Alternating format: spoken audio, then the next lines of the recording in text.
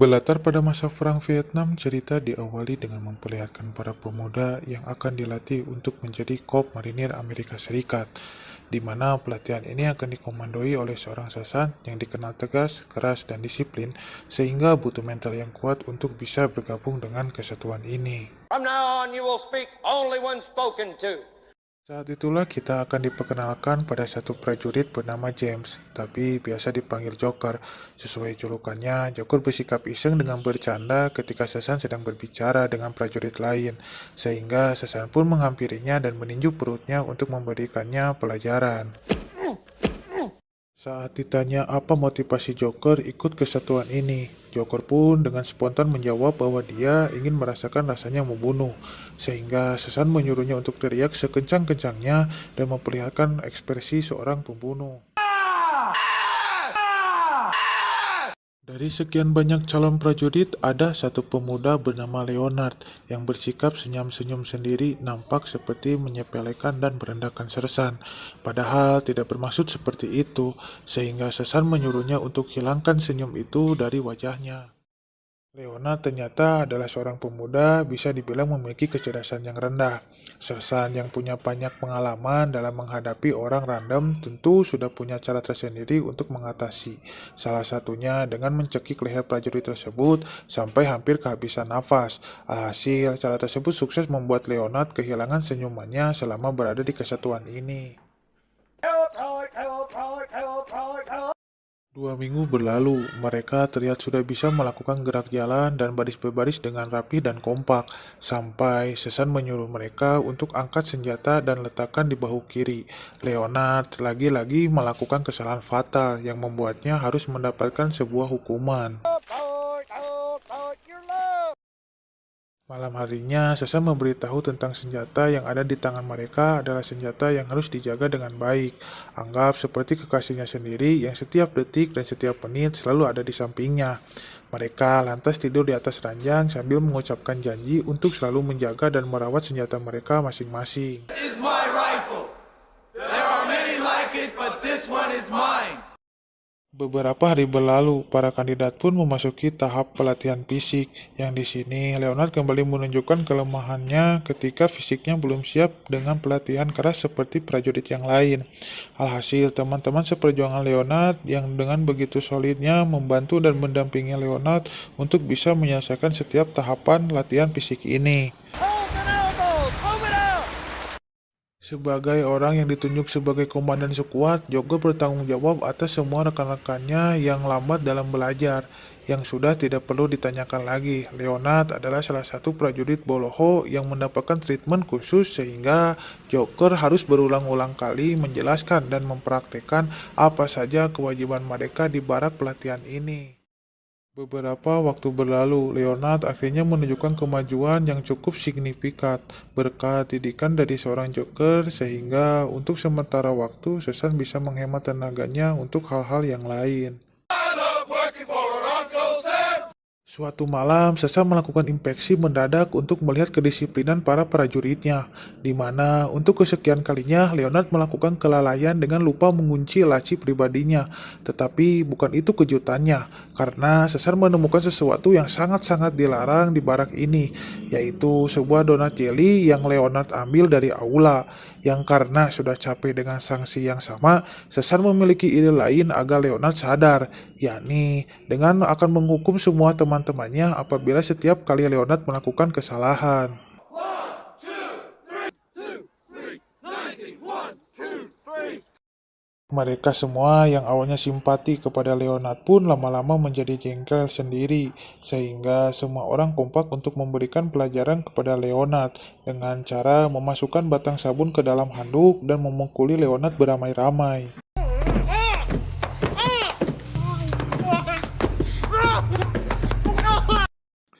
Sejak malam itu sikap Leonard tiba-tiba menjadi aneh dan sering bengong sendiri dengan tatapan mata yang kosong. Bahkan Joker sempat memergokinya berbicara dengan senjatanya, yang hal itu cukup menimbulkan pertanyaan tersendiri tentang apa yang sudah terjadi kepada si Leonard ini.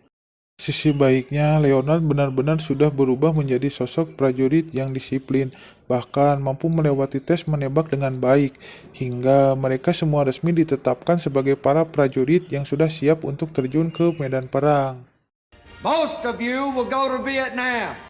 Suatu malam ketika semua orang sudah tidur, Joker benar-benar terkejut oleh sosok Leonard yang sedang duduk sendirian di toilet sambil memegang senjata miliknya, di mana dia tiba-tiba berteriak sambil melakukan gerakan disiplin hingga membuat semua orang bangun dari tidurnya.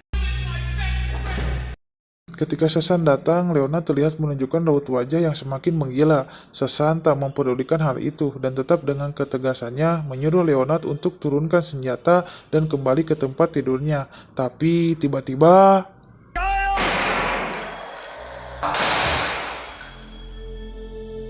dia pun menembak Sasan dan langsung menembak kepalanya sendiri, sehingga bisa disimpulkan bahwa mental Leonard belum siap untuk mendapatkan pelatihan keras seperti ini.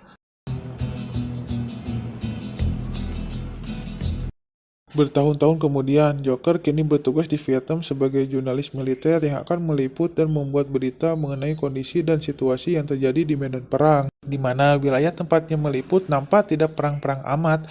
Bahkan Joker dan rekannya yang bernama Rapperman masih bisa ngopi di pinggir jalan tanpa khawatir atau takut akan terjadi serangan mendadak.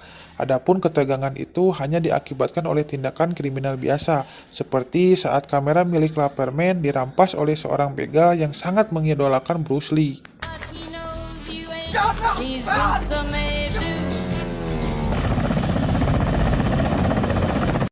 Joker dan Rapperman pun kembali ke markas untuk mengikuti rapat bersama atasannya, yang di situ beliau atasannya menyuruh Joker untuk membuat sebuah berita yang dramatis agar dunia tahu bahwasanya di Vietnam sedang terjadi gonjang-ganjing perang yang luar biasa hebatnya, sehingga kedatangan Amerika ke sana seolah-olah pahlawan yang datang untuk membantu. Faktanya situasi di Vietnam tidaklah separah itu. Orang-orang pribumi di sana justru malah santai-santai saja menjalankan aktivitas mereka secara normal. Yang riweh dan ribet sendiri justru malah tamu dari luar, yakni tentara Amerika sendiri. Sehingga Joker yang menyadari ada propaganda ini pun sempat menolak. Namun karena ini adalah perintah atasannya yang hanya mementingkan kepentingan dan keuntungan pribadi, alhasil Joker yang hanya seorang bawahan dan tanpa power pun hanya bisa manut-manut saja dengan perintah atasannya tersebut. Pada malam perayaan kembang api, terjadi ketegangan saat tentara Vietcong menyerang markas mereka. Entah itu Vietcong asli atau bukan, atau hanyalah akalan-akalan mereka saja. Yang jelas, Joker terpaksa melepaskan pelurunya untuk membantu rekan-rekannya mencegah musuh memasuki markas ini.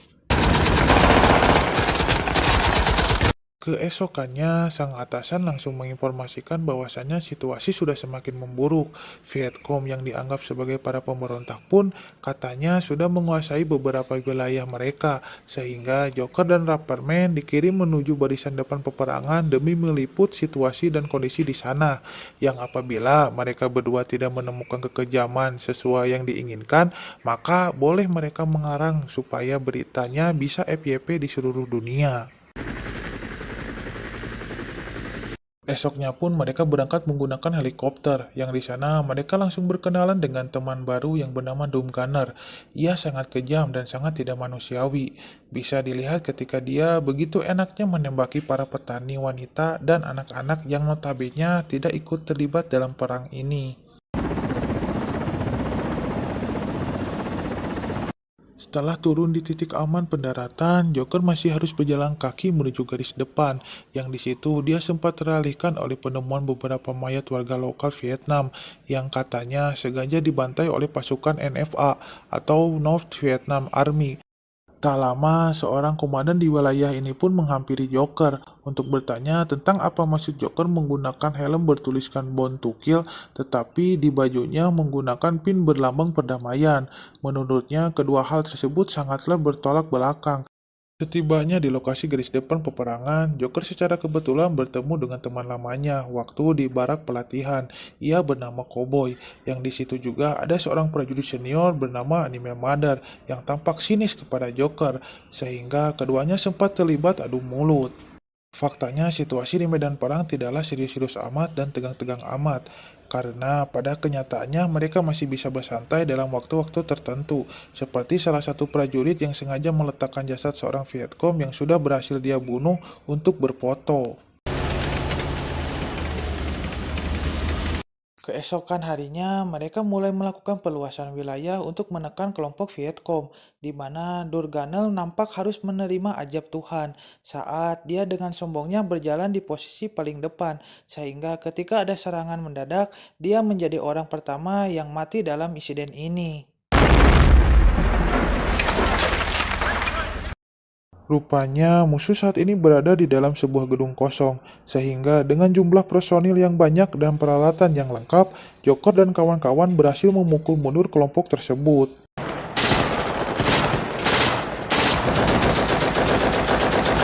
Berhasil dengan aksi barusan, mereka pun mendapatkan kesempatan untuk diliput langsung oleh kru TV, yang di situ mereka menceritakan pengalaman masing-masing selama berada di medan perang, yang kebanyakan dari mereka mengklaim bahwa keterlibatan tentara Amerika di sana tidak lebih hanya ingin membantu Vietnam mengalahkan para pemberontak, yang jikalau ada korban sampingan seperti wanita, anak-anak, dan warga sipil, mereka mengaku dilakukan tanpa sengaja akibat tekanan mental yang mereka hadapi selama berada di medan perang ini.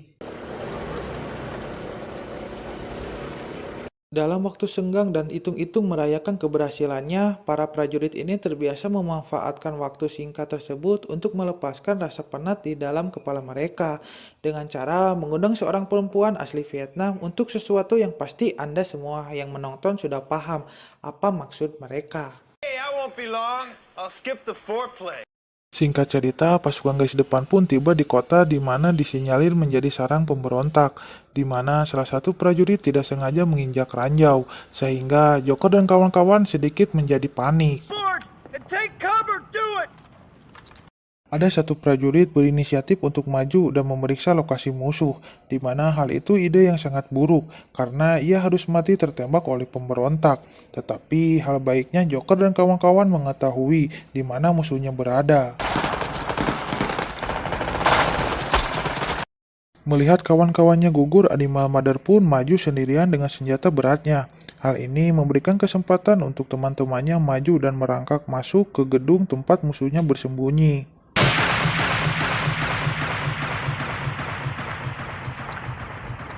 Saat sedang menghubungi pusat itulah koboi yang merupakan sahabat Joker pun tertembak, sehingga mereka pun terpaksa maju dan menyerang tanpa bantuan dari pusat.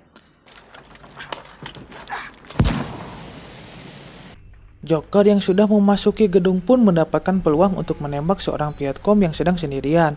Namun karena Joker memiliki rasa empati lebih dari yang lain, dia malah diserang duluan. Meskipun akhirnya si Vietcong ini berhasil dilumpuhkan oleh prajurit lain.